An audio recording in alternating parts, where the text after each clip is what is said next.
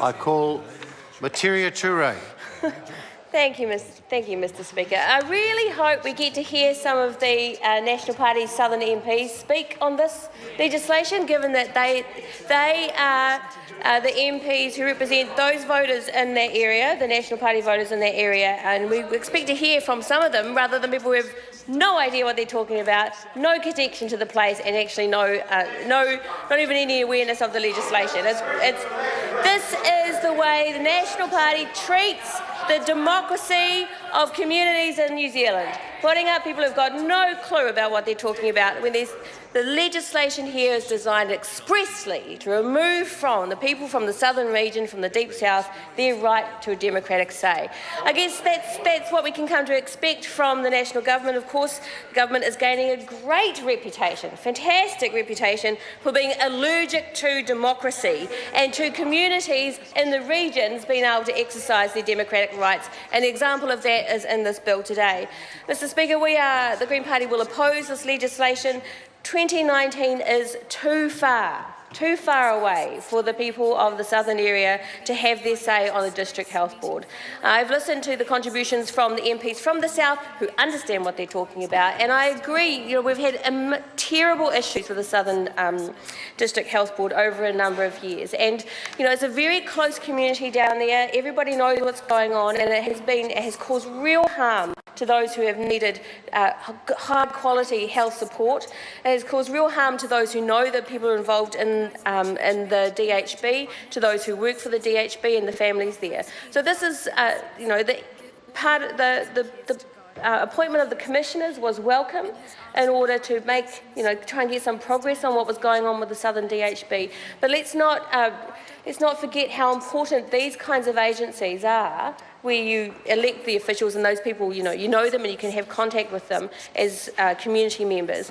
These kinds of agencies are critical to a community's engagement with the things that affect them every day. And health services affect New Zealanders every day. That is why, one of the reasons why we have elections for DHBs is because of the direct connection between the decisions that they make and the well-being of families, of our older people, of our kids and of our families.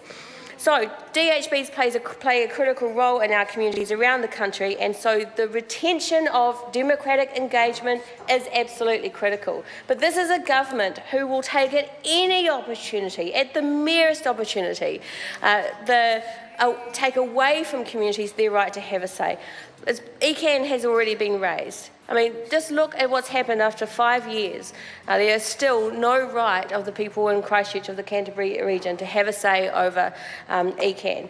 ECAN is essentially being run by Wellington. And if this bill proceeds as it is, that is what we will have happening with the Southern DHB in the Deep South, is that the Southern DHB will be run by Wellington according to Wellington interests, and the people of this region who have already suffered a great deal from weather events, from the loss of jobs, from the failure of this government to have any kind of regional economic development approach, all of those things, who are really suffering as a regional area, will now also be removed from a democratic say.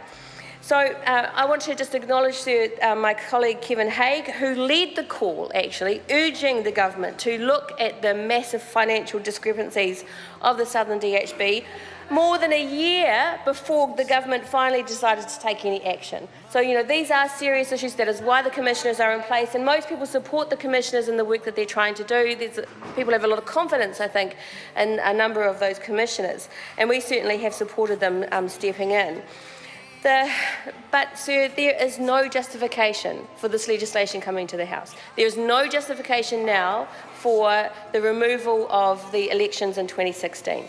Now, even if this bill passes, and it may do into first reading, we will be seeking advice and submissions and talking with people who live in the region who are affected by this bill about when they might want to next have elections, because mid-term elections are also possible, not in this legislation, of course, because the government doesn't want there to be a democratic engagement with the DHB there, but mid-term elections are also on the table. That should be a proposal that's available in this legislation, and it might have helped build more community support.